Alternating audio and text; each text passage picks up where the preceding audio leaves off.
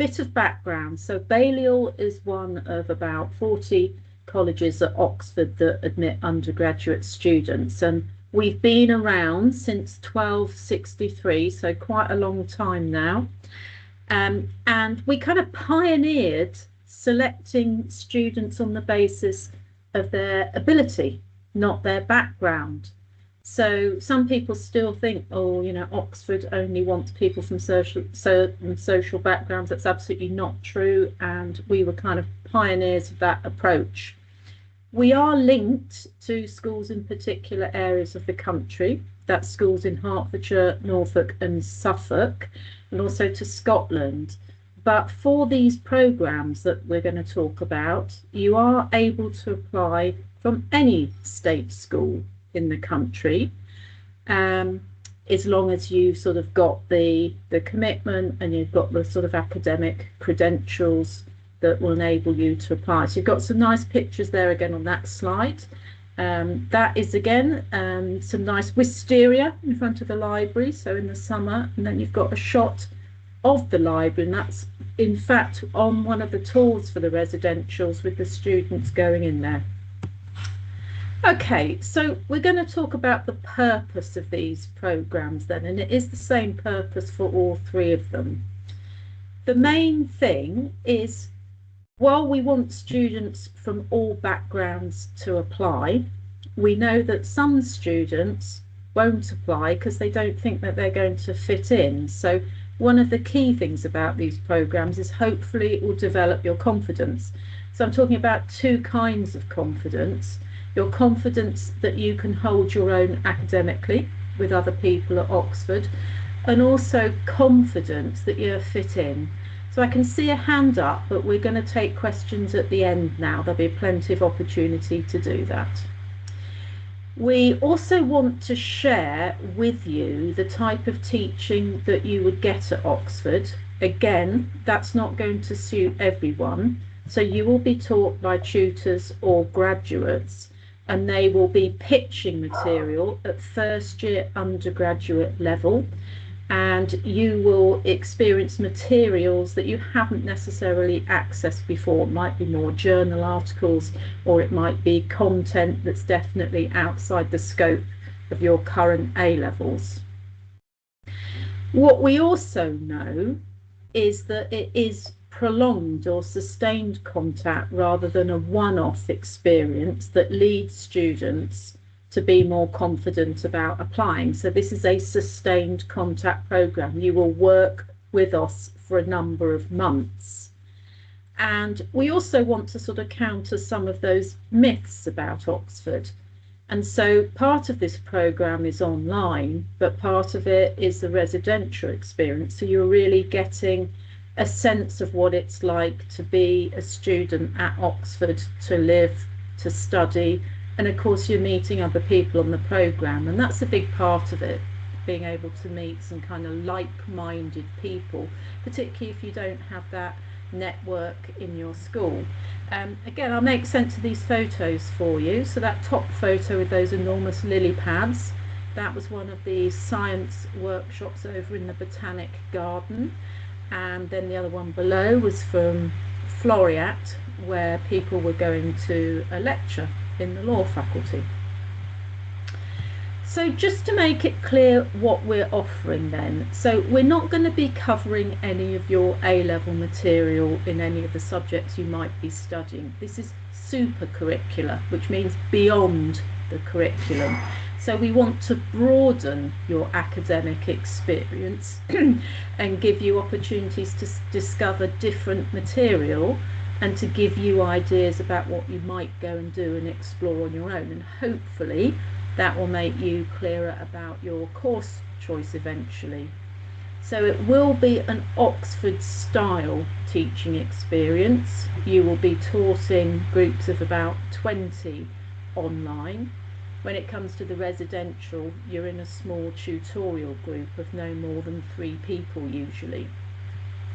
So the online portion of each programme is 10 weeks, and that is delivered through Microsoft Teams like you're on now. You get a meeting invite to each session, and the expectation is that it is interactive, that you are responding to questions. You will have done some work beforehand, which we'll talk about later. You will only get out what you put in, so we want people who will actively engage in it. Remember, as I said before, you're going to be taught by people who are teaching at Oxford, or who are doing their research. Some are doing both. Some people who are doing their PhDs or DPhils are actively teaching undergraduates at the same time. There are about 40 places on each programme, and I think I'm going to say this several times through the presentation. We get a lot more applications than we have spaces, and the vast majority of applications are appropriate. So inevitably, a lot of people would be disappointed. That is not a reflection, not getting a place is not a reflection of your ability or likelihood to be given a place at Oxford. We are looking for people that we can help in particular, and there are groups that are currently underrepresented at Oxford that we would prioritise, but there are usually a lot of other places as well. Whoops, I skipped there, so I'm going to go back.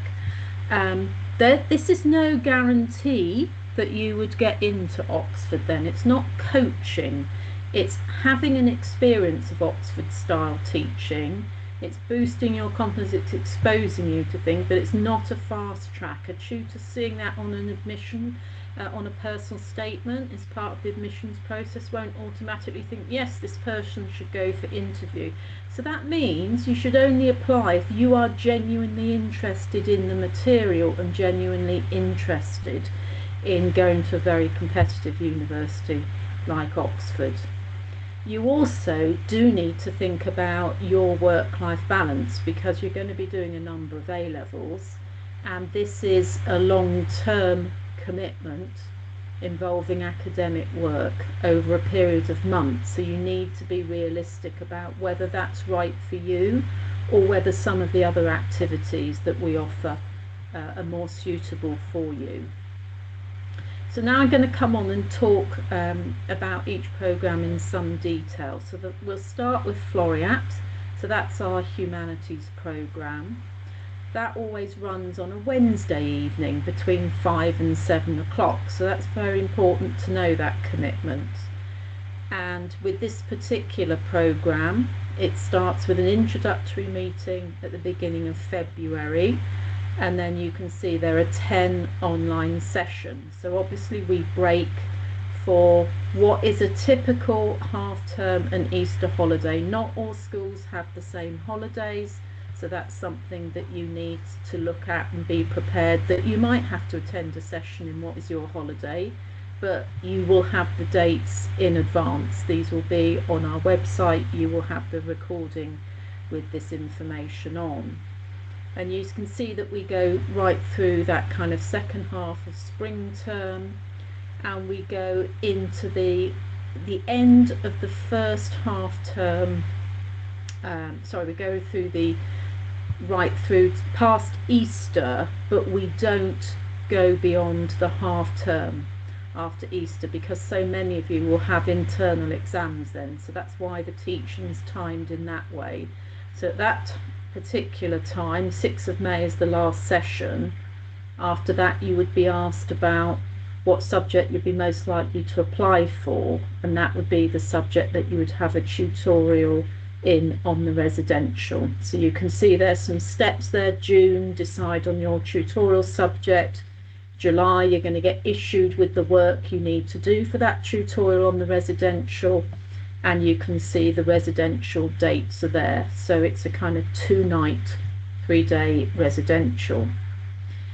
So that's Floreat. So Frontier, very similar structure to Floreat, but this one runs on Tuesday evenings between 5 and 7, and this time our introductory meeting is the week before. You'll see that the last talk session is a week earlier, on the 28th of April, but you'll see there's the same structure about June deciding on your tutorial, July receiving your work. Frontier Residential follows on from Floreat. And then we have Fibonacci. which is our maths program. I'm not going to go through it all again. You can see the same structure and you'll have the dates, but this is obviously on the Monday evening. So spring term, so we're talking shortly after Christmas, we start the online seminars. There will be about 20 of you in the group, so we will have 2 separate groups running. You will have the same material but in a different order, and you are expected to complete work before each of these online sessions. That's what happens at Oxford before you go to a tutorial. The work you'll get will vary from week to week. We give you materials through our website. If it's a humanities subject, it might be reading some chapters of a textbook, some articles, it could be doing some research. If it's a science or the maths program, you might have a problem sheet, a number of problems related to that subject, some work to do, a journal article. So you will need to find space in your week to do that 1 to 2 hours prep for the online session. So in total that's a 4-hour commitment, and that isn't going to be something everyone's going to be comfortable with. So in the summer, as I said, we'll have finished by the half term. You won't have any more formal teaching, but you will have plenty of time, hopefully in your summer holidays, to produce that work for your tutorial. That has to be sent to us in advance so your tutor can mark it. It will be likely to be an essay if it's a humanities subject. It could really vary if it's a science topic. It could be an essay, it could be a kind of problem sheet. With maths, obviously it's likely to be maths work, so that will be a very quiet time. You'll have to sort of complete some paperwork relating to the residential kind of permission forms, things like that. Okay, so now I'm going to talk about the content of each program a bit more. Now, the content of the programs will always change each year because we will have different people teaching the programs, but I can give you some broad themes. So Floreat was actually inspired by the undergraduate history degree and a module on the Cold War. So it is a real module still at the university. But what we're doing is looking through this topic of the Cold War through the lens of different subjects each week. So you will likely have input on the Cold War from English, which would be about literature from the Cold War period. Art history, so you would be looking at perhaps paintings or drawings, etc. We might well have some philosophy, some take on law, etc. So it's experiencing how different subjects help enrich your knowledge of a topic. And unlike school, at university, there is much more kind of taking material from different subjects and understanding how that works together.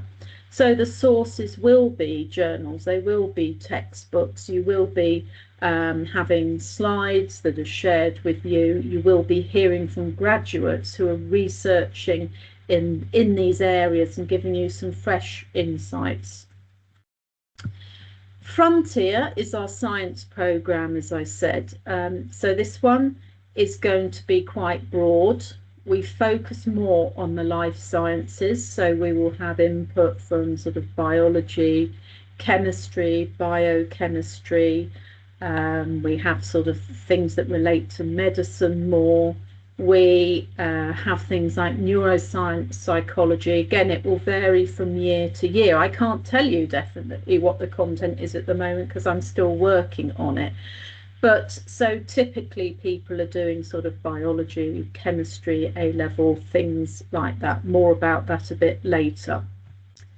In terms of, Fibonacci, that's our maths program.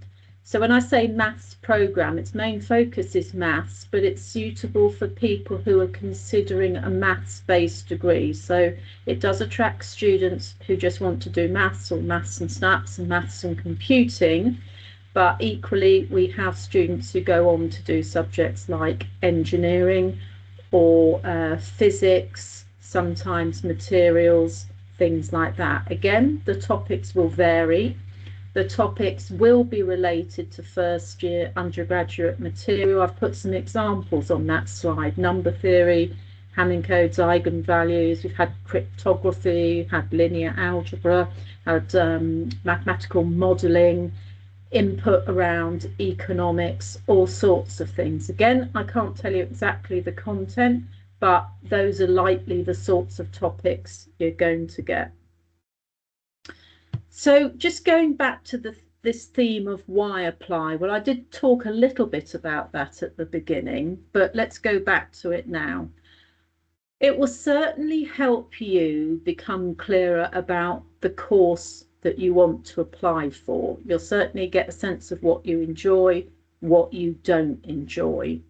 You can, of course, refer to your experience of being involved when you write your personal statement, which is part of your UCAS application. If you are really interested in your subject, which you should be if you're applying, this is going to give you lots of opportunities to explore it, to explore beyond the kind of confines of your A-level curriculum. It will also allow you to have a sense of what higher education, but particularly Oxford, is about. There's a lot of independent learning, you driving your own learning. You will hopefully try out some new subject areas. Because these programs are broad, you're going to get content that you won't be doing at A-level, and some of you don't get access. You won't have had the choice of being able to do certain A-levels, perhaps economics or philosophy. So that's another useful thing. It just broadens your experience of what's out there and what you might like to be interested in.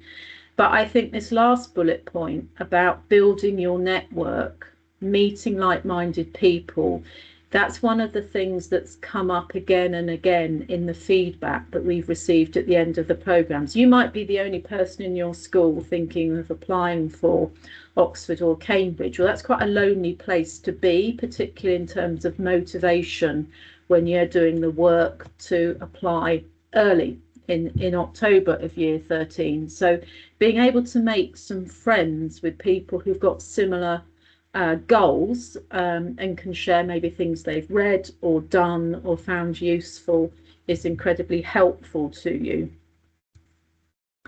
So just to be really clear about it, we can only accept year 12 students. So if there are any year 11s here, well done, but you're going to have to wait till next year. You do need to be at a state school and have those aspirations to be applying to a university that's very competitive. So we're talking about that has high entrance requirements. So just to be really clear about this, the minimum entrance requirements on any course at Oxford are 3 A's at A-level, the maximum of 2 A stars and an A. Now, at the moment, because you've only just started year 12, you're not really going to have a sense of where you are, but we would expect you to have some strong GCSE performance. So we're not going to say how many 7 to 9s or anything, but a decent number of those, and that will depend on your school and how many you could sit. This is a considerable commitment in terms of time, so I've explained that. You're really talking about 4 hours a week between the prep and actually being online in the sessions. So you really cannot be involved in any other sort of program, or that is going to impact on your A-level studies. It's not that we don't want you to engage with another university and going on a visit or a talk is fine, but not another program, or it's beginning to impact on your sort of academic performance. And if it does that, then that's really the worst thing that can happen, because you need to get the grades.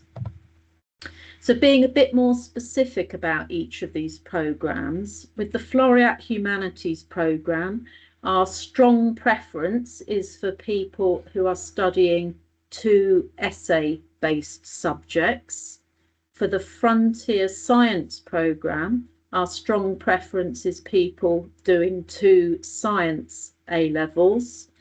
For Fibonacci, you need to be taking maths A-level. We don't insist on further maths because a lot of people aren't able to access further maths in their 6th form. Some people are self-taught, we know that, but if you're not able to study further maths, then that won't count against you, and it may be that you choose to then take that up or explore it on your own later.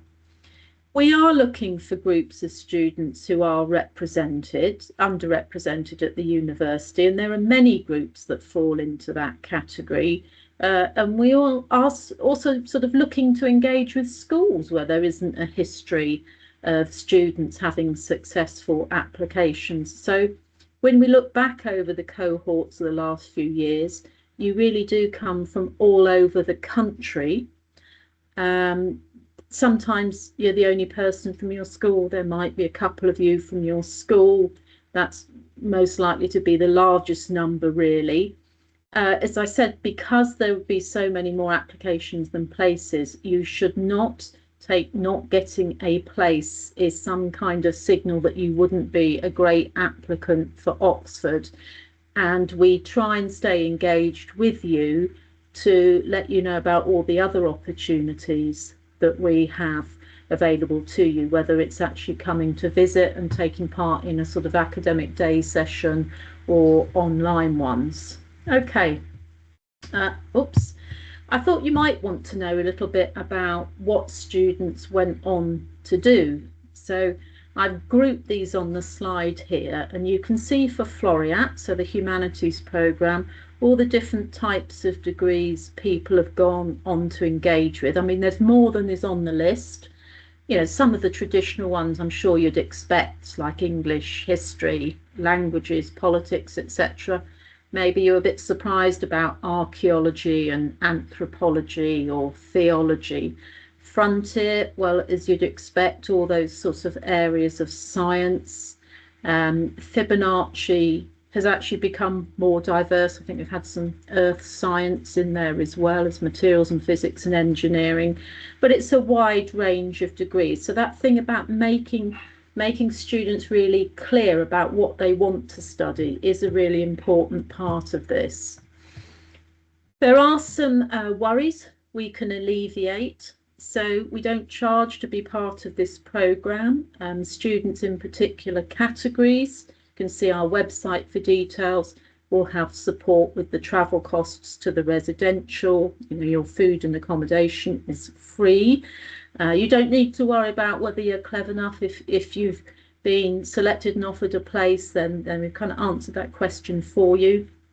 We're not looking for a particular type of person, just people we think we would benefit.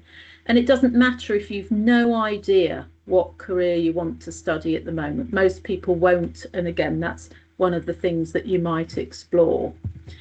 But there are some things in respect of commitment that you do need to be really clear about. So this is not, I would like to turn up for one session and then the other's not so much interesting the following week, I don't want to go to that. You are signing up. There is a box you sign on this form saying you are able to attend all the seminars. So the dates are on the form as well as the slide, and you are signing to say you can do that. As I said, we don't really want passengers, we want active participants. So you will get more out of the sessions online if you participate. If you unmute yourself, you put your camera on, you contribute to discussions and ideas. As I said, we don't want people to be doing other programs because you're going to start to sort of cause problems for yourself. You won't have a good work-life balance. And obviously A-levels always have to be a priority because it's the grades you're going to need. The other thing is the residential date is really important. So when it talks about attending all the sessions, that is the residential, and we give you those dates in advance so you can talk to your parents about them. I thought you might like to see, as we come towards the end of the presentation, just some quotes from the cohort that have just gone through here. I'm not going to read them all out, but we've got a balance. I particularly like the one on the left at the bottom. Before the residential, Oxford was a dream. Afterwards, it was a goal, because that speaks to me about confidence, that the student there beginning to think, yes, you know, I belong, I can hold my own academically, I know I would be confident in those surroundings, I would fit in. Others of those are referencing how it really gave them an insight into life at Oxford, the whole kind of student experience. And you've got a photo there, that's of one of the visits on the residential. They're in a lecture theatre there. And some details now about application. So we're not opening the forms until tomorrow. We've done that deliberately because we didn't want people applying before tonight. We want people to understand the commitment, and actually most people will have to have a sort of a think about this, go away and maybe talk to A-level teachers, parents about the dates and commitments. And there is a long period of time to apply. As you can see, the deadline there is not till the 14th of December. We absolutely will not accept any applications after that date because it will have been a very long application period. So all of those people who registered and completed the form tonight to attend this event will be able to get links to the application forms. If you didn't register and someone else has sent you the link, we won't have your details. So you'll just have to email us if you're in that situation. It takes a long time to go through all these applications, but you will get a response before Christmas. So you will know whether you have a place or not, and you'll be invited to an introductory meeting if you do. I'm going to say it, I think, for the third time. If you are not offered a place, that is not a reflection on your ability or your suitability as a student at Oxford. It is not a comment on that. We only have so many places and we have priority categories. So we would like to stay in touch and make you aware of all the other things we offer that you can enjoy. I'm going to give you just a sense of other things as well, because there might be people tonight thinking, I don't want to commit to 10 weeks online in a residential, I haven't got the time, or that's absolutely fine. But there are lots of other ways you might engage with us. So some people will have the criteria to apply for unique. That's a specific programme that the university offers for Year 12. It has particular criteria. There are residentials attached to that. There's two, one in the summer, one at Easter. You can see more about that online. Target Oxbridge, similarly, is another scheme. And we also have our student body does sometimes run these shadowing days where literally you can come to Oxford and go to some of their lectures with them, things like that. At Balliol, you will see us advertise our insight talks. We have insight into humanities, insight into maths, insight into science, and these are one-off online talks on a whole range of topics. So you can just sign up for one or a whole series, you can join live, or you can access the recording off our YouTube platform. We run subject taster days, so that's where you're saying, yeah, I'm really interested in, say, biology or English, and you come to a whole day about that subject. You hear from some of our lecturers, you see a demonstration interview, you meet undergraduates, so you're immersing yourself in that one subject for a day at Balliol. We run what are called try before you buy days, and that's when you get the opportunity to take part in a tutorial. So you have to complete work before about a week before it has to be submitted, and then you come and take part in a tutorial, you get some admissions advice, you have a tour, various other things as well. So we ran about 6 of those last year in a whole range of different subjects across the science, humanity, social science.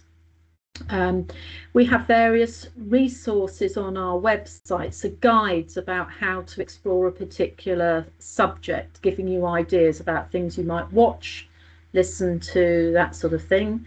We have some academic competitions. We have the university open days. Some of you might come on a school visit. And that's not all of what we do, but that's just giving you an insight in that there are many ways that we offer experiences to you to engage with us, either virtually or physically you coming to us, and offer a range of resources. So hopefully for all of you, according to the sort of commitment you want to have, you will get something out of something that we offer. So I think just finally, there is an email address there, so you might want to take a note of that. And if you have any questions after this, you will hopefully be able to email that, and we will answer them. It might not be straight away because we're right in our admissions period now, so it's the busiest time of year for us, but we will respond. So that's the end of the kind of formal bit of me talking and going through the programs. And what we're hoping to do now is answer your questions. So Alan, you're asking about computer science. Should you apply for Frontier or Fibonacci? You need to apply for Fibonacci. It is not a part of Frontier. Fibonacci is the maths-based program. There is a big difference between them. Because Frontier you require 2 science A levels, Fibonacci you need maths. It will be a maths based program. This next one comes up a lot actually about psychology.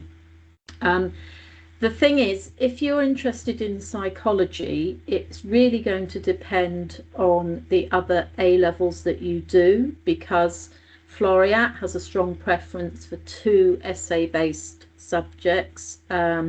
Frontier, you need it's a strong preference for 2 science A levels, so you kind of need to think about what other things that you're doing there. Someone's asked if there are essays on the maths program. No, there aren't essays, there are problem sheets. Right, okay. So I like this question from Millie, and Millie hasn't actually said which course, but I think we could pretty much ask this to everyone. What was the most valuable skill you got out of the course? Bonnie, starting with you then. So you're a humanities student. What would you say in relation to that? So I think for me, one of the strongest things is the essay style that you're doing in sorry, my laptop, but the essay style that you do in A levels and things like that is very different to obviously a university level. So it was a really unique opportunity to be able to write like a high level essay that was a lot more words. So they're about 2,000 words each, and then be able to get really constructive feedback on those. I found that really useful because obviously, you know, in school you do much shorter essays and things like that. So being able to learn how to write an essay, but also things like learning how to reference and things like that, and then getting feedback on how to structure that, I found that so helpful. And also getting specialized feedback I found so valuable because it's such a different experience to what you can get in school. That's a really helpful answer, thank you. Zayad, let's ask someone from Frontier then. What would your response be to this? Sorry, could you repeat? Yeah, sure. So the question is, what was the most valuable skill you got out of the course? Yes, so if I remember correctly, Bonnie mentioned the essay skills. Personally, I do think that the essay skills were quite important in like developing your capacity to do independent research. You know, going off of a topic that's given to you and actually trying to understand it beyond the content that you're taught at A levels. But I also think that the experience from the tutorials themselves that we had during this the residential was also quite an interesting experience because we got an actual taste of what uh, teaching at Oxford was like. So we understood what skills you would generally have to cultivate to be able to think on the spot when you're presented with a problem immediately from maybe your own working out that you might have made a mistake in, that you can identify where you might have gone wrong and then build off of that immediately instead of dwelling on the issue.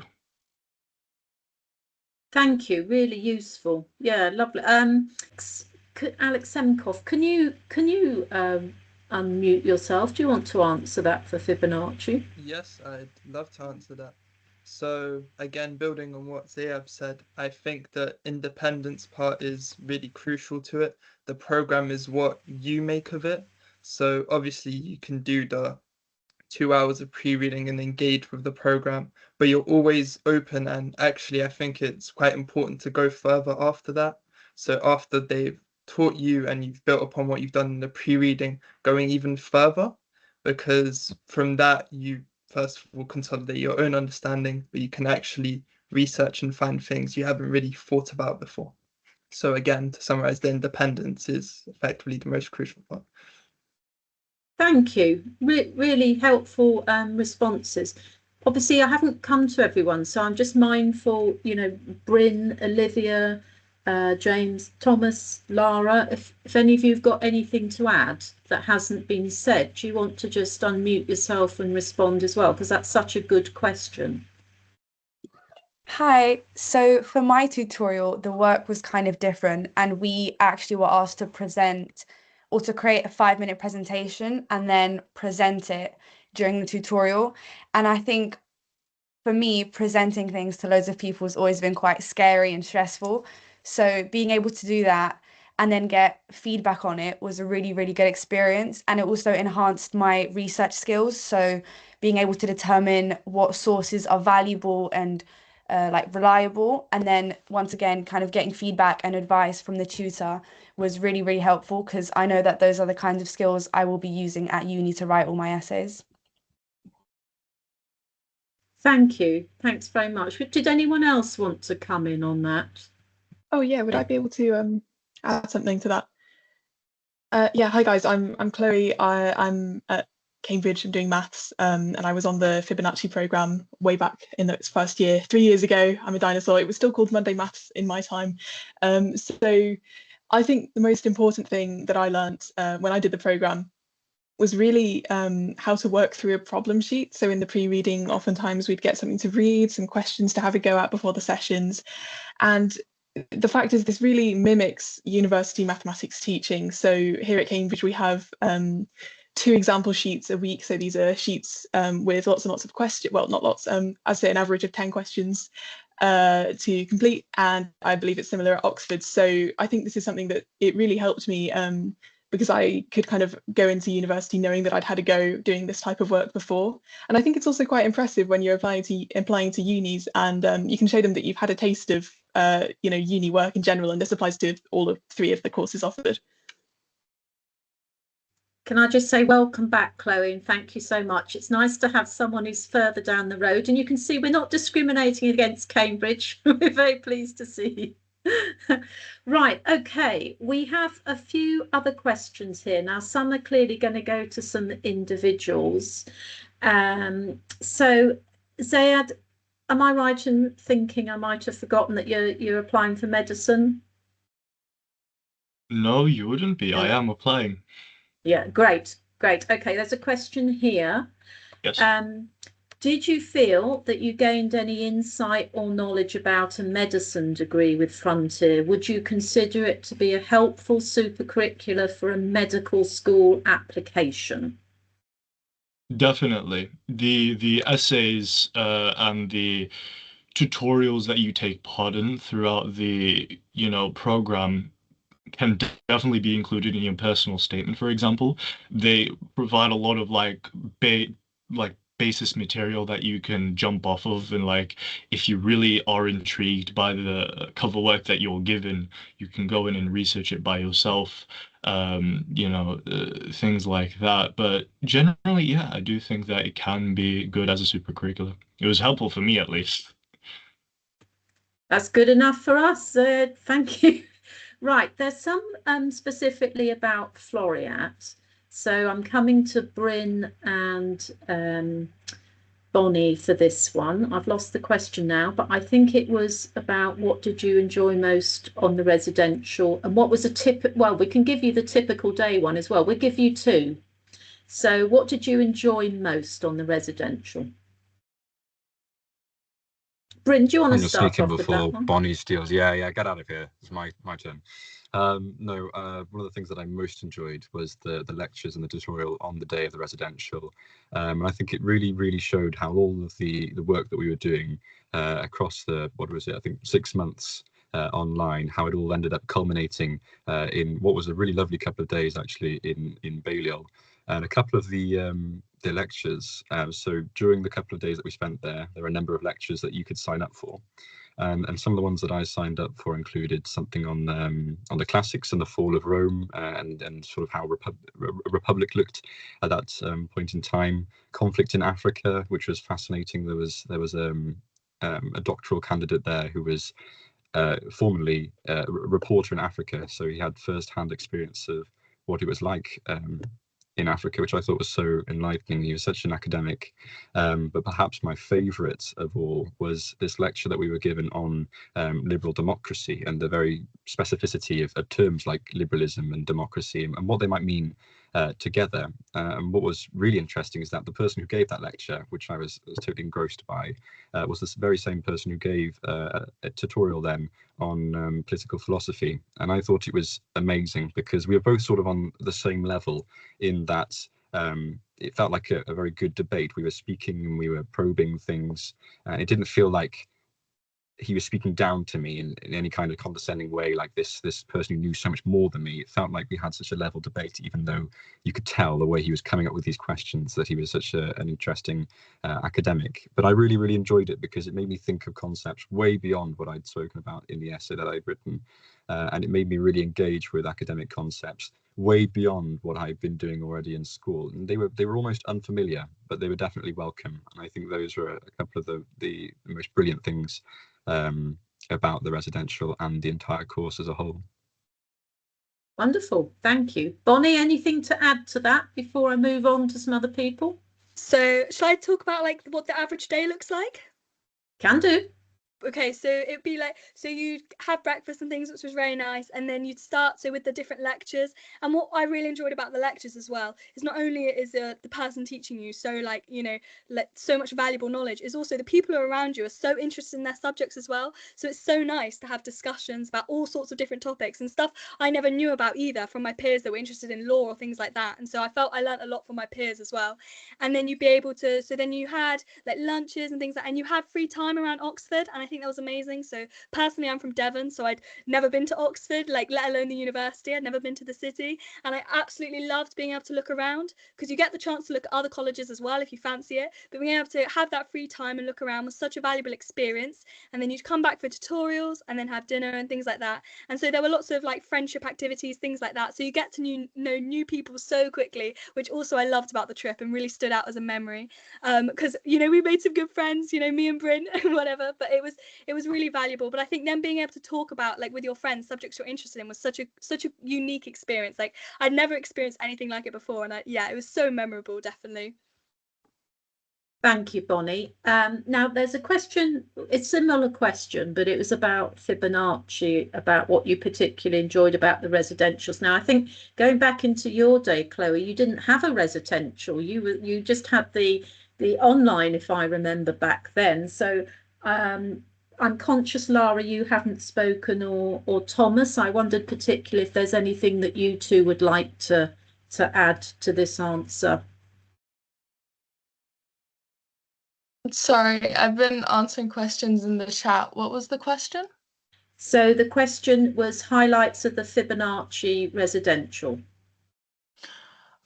I really enjoyed the residential. It was my favorite part by far. There was, when we got there were multiple different activities over the 3 days that you could sign up for. So as well as the tutorial, which was actually really enjoyable. I was quite intimidated by the thought of doing a tutorial, but it was actually really good. And once we were in there, it wasn't bad or scary or anything at all. And there was one session on maths, so the maths entrance exam, like a preparation session where and there was another one for the PAT, the physics entrance exam that you could do. Some other activities was a trip to a museum, and there was also a couple of lectures that you could go to. Lovely, thank you. Yes, so each time the residential content will change according to what's available and who's available to teach it. So it's useful to hear about the type of things. And actually what Lara referenced there was actually something that someone had answered here. So yes, we do some workshops relating to some of the admissions tests, as well as having lectures and sessions and things. Okay, so what I don't know is I can't remember from the participants from this year, but there was a question, which I think is a good one, about whether any of you were doing 4 A levels or the EPQ alongside your A levels and how you managed workload. So in terms of the Fibonacci program, I can't exactly speak for the other programs, but doing maths and further maths as my 2 A levels meant that in a way my revision, or rather pre-reading for the seminars that we had, was very tightly linked with my A levels, because I felt like I was applying many concepts and statistics to be able to understand Markov chains, for example, which is the first seminar that we had. So another thing is, I understand the worry that it might be a bit too much at times, but I really think the enjoyment in a way supersedes that. So if you enjoy it, I generally don't think you'll have a problem managing that alongside your 4 A levels. And in a funny way, that's a way of actually determining whether the subject you want to do at university is for you. If you're doing all those pre-readings alongside your 4 rather tricky A levels and you're really enjoying it and you want to go even further, then that's the subject for you. I think that's a very sound answer. Thank you, Alex. I'm conscious of time, and there are a few questions in here still. So I'm just going to quickly respond to a couple of those. There's a student who's interested in economics and management, is doing maths, econ and geography. Well, that they need to be doing Fibonacci. I think there is a good question about what does sustained contact program mean. So this means contact over a period of time. So these programs have like 10 weeks where you are being committed to doing work and turning up, and then the residential. So that's not work experience. It's not mentoring. It's an academic program where it is a regular commitment. It's a sustained commitment. You're not going to manage anything else. There's a question about dates, which we'll look at later. But I just want to finish. We've got a minute left, and we will endeavour to answer all these questions, but it might be in the chat afterwards. But I want to hand over the end to all of the students who've been working with us this year, to say just a little summary, like in a nutshell, why reflecting back. So I'll give you 3 different questions. So Bryn, reflecting back to a year ago where you were thinking about applying, what were your thoughts, worries, hopes and expectations?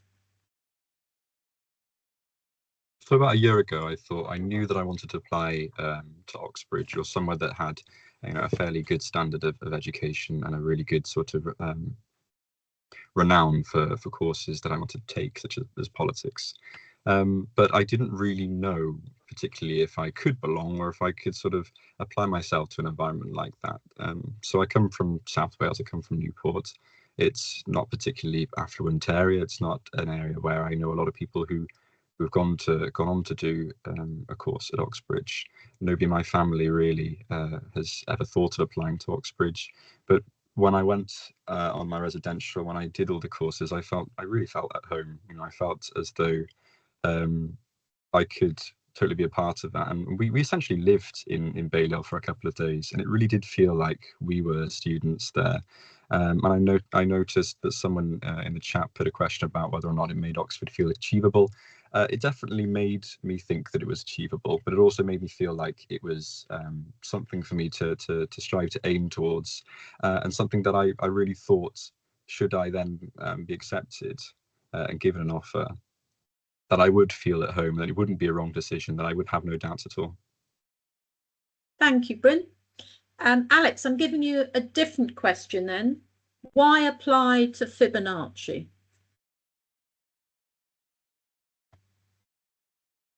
So, very lovely question. One of the reasons I applied to Fibonacci is Oxford is renowned for its academic prowess, and I feel like I really wanted to be challenged, and in the same light as sort of Bryn, I wanted to know whether I was capable of not just maths at Oxbridge, but university maths in general. And I guess working through problem sheets and having more in-depth discussions about topics that feel very non-intuitive, and you can't just memorize like you could at GCSE or A-level, for example. And doing this program to actually discover whether I would even enjoy having such discussions and then determining whether I'm actually able to. That's sort of the first reason why I applied to the program. Second of all, it's just a lot of engaging and fascinating maths. You're working with very passionate PhD students who are more than willing to discuss their research further and teach very well. And bringing back to what I sort of said in an earlier question, you can take what they say in the sessions and build off and do your own thing. You can read further on your sort of own, I guess, grounds after the seminars. In summary, that's why I think Fibonacci is the place to apply to. Thank you, Alex. Lara, what surprised you most?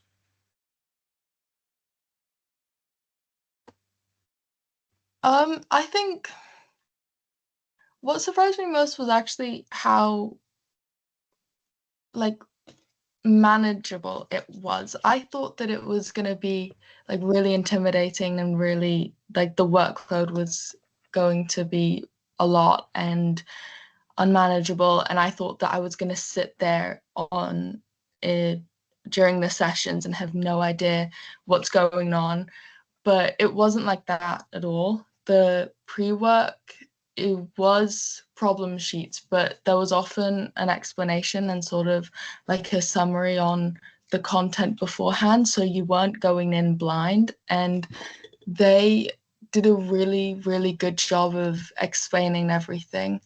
And so I never really, so it didn't feel as scary as I thought that it was going to. And I think that kind of surprised me because, you know, Oxford has this reputation of being some like really, for like really, really academic. And while you do have to put in the work, it wasn't as bad as, you know, everyone, as the stereotype goes, basically. Thank you, Laura. Good. Okay. Olivia, in a nutshell, highlight for you. I think two main parts really stuck out for me, and these were both part of the residential. Now, the first part was the tutorial, and it actually kind of showed me what I was interested in, because beforehand, I just knew I wanted to study psychology at uni, and the tutorial exposed me to neuroscience, which I didn't think I would enjoy as much as I did. And now I know that I want to go into the specialized field of neuropsychology. So it was a real eye-opener.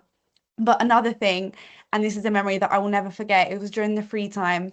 We had a Just Dance marathon in the evening, and it was just 20 girls on the dance floor, and it was really fun and so amazing. And the friendships that I formed on the residential, I think that has to be the highlight. And I still keep in contact with loads of people to this day. Wonderful, thank you. Bonnie, in a nutshell, highlight for you?